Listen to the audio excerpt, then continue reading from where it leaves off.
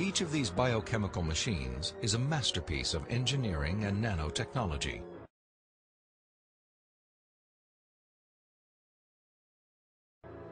They are essential to functions as vital and diverse as vision, photosynthesis, and the production of energy in the cell.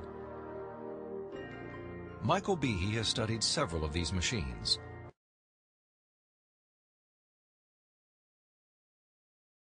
Including the flagellum, a remarkable rotary motor.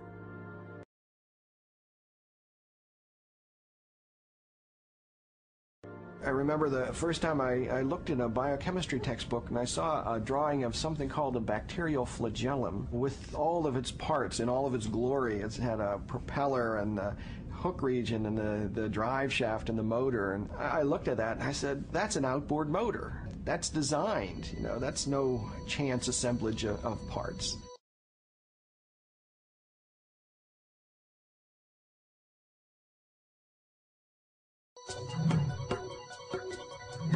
Behe's reaction was not surprising, especially when the bacterial flagellar motor is animated and magnified more than 50,000 times to display the details of its construction and operation. Howard Berg at Harvard has labeled it the most efficient machine in the universe.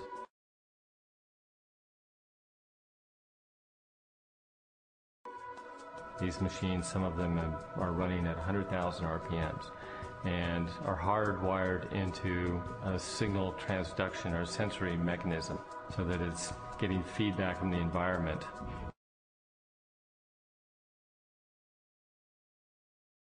It's got some tail proteins which act as the propeller. When the flagellum rotates, these push against the water and therefore push the bacterium forward. And the motor uses a flow of acid from outside of the cell to the inside of the cell to power the turning.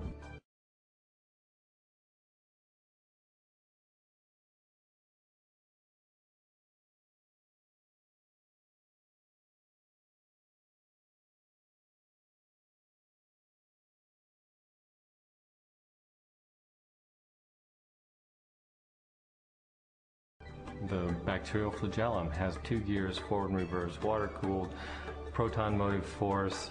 It has a stator, it has a rotor, it has a U-joint, it has a drive shaft, it has a propeller.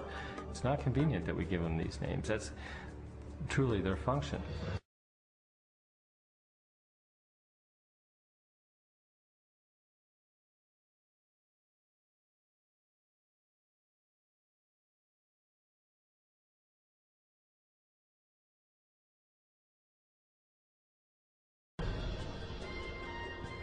In all, about 40 different protein parts are required to build a flagellar motor.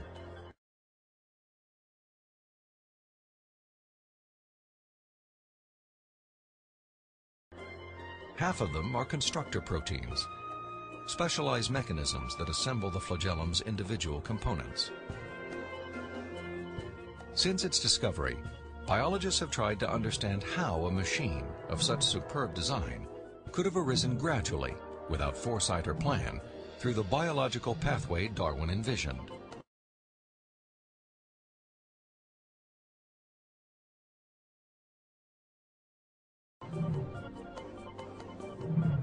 I think what Darwin was trying to show was that things that look designed aren't really designed.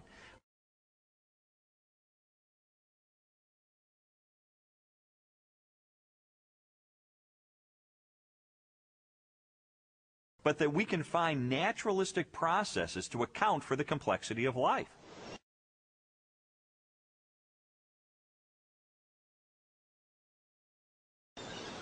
Darwin theorized that every part of every living organism evolved through natural selection, a blind process that acts upon random changes in the cell.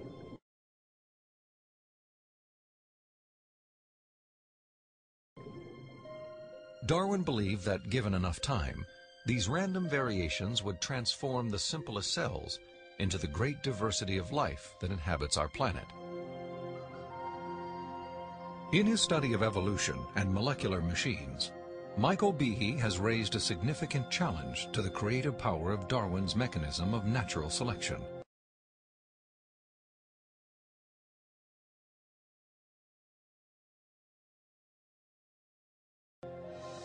It is called irreducible complexity.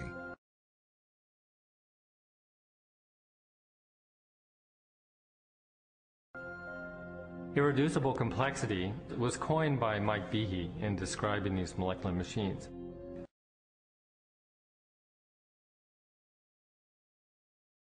Basically what it says is that you have multi-component parts to any given organelle or system in a cell, all of which are necessary for function.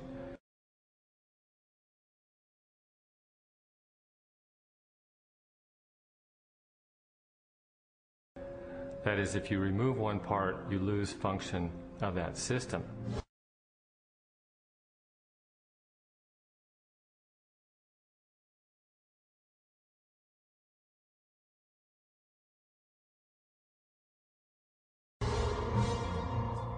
Irreducible complexity can be illustrated by a familiar, non-biological machine.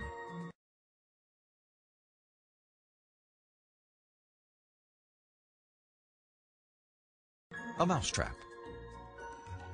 The trap is composed of 5 basic pieces. A catch to hold the bait, a strong spring, a thin bent rod called the hammer, a holding bar to secure the hammer in place, and a platform upon which the entire system is mounted. If any one of these parts is missing or defective, the mechanism will not work.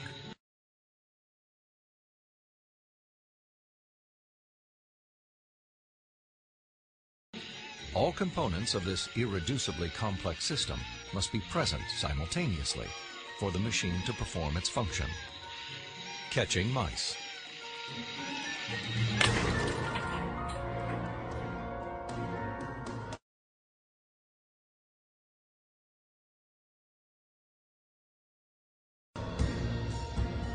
The concept of irreducible complexity also applies to biological machines, including the bacterial flagellum.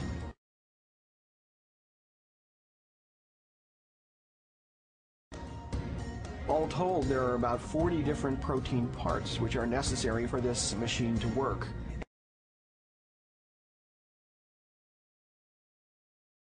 And if any of those parts are missing, then either you get a flagellum that doesn't work because it's missing the hook or it's missing the drive shaft or whatever, or it doesn't even get built within the cell.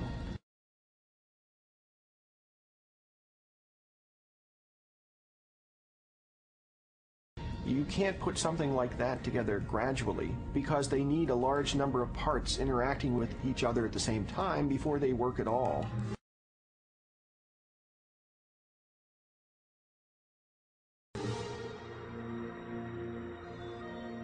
Without the tools to observe the machinery of the cell, and long before the idea of irreducible complexity, Charles Darwin offered a way to test his own theory.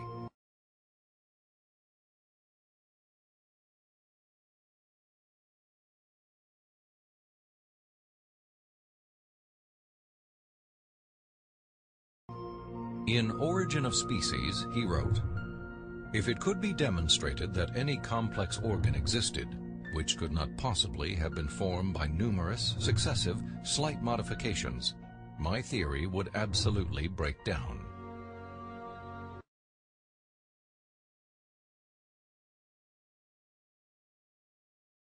Darwin acknowledged that if someone identified a biological system that could not have been constructed in incremental steps over long periods of time, then his theory would be invalid. And what Michael Behe and others have discovered is the existence of biological machinery that cannot be explained away by Darwinian processes.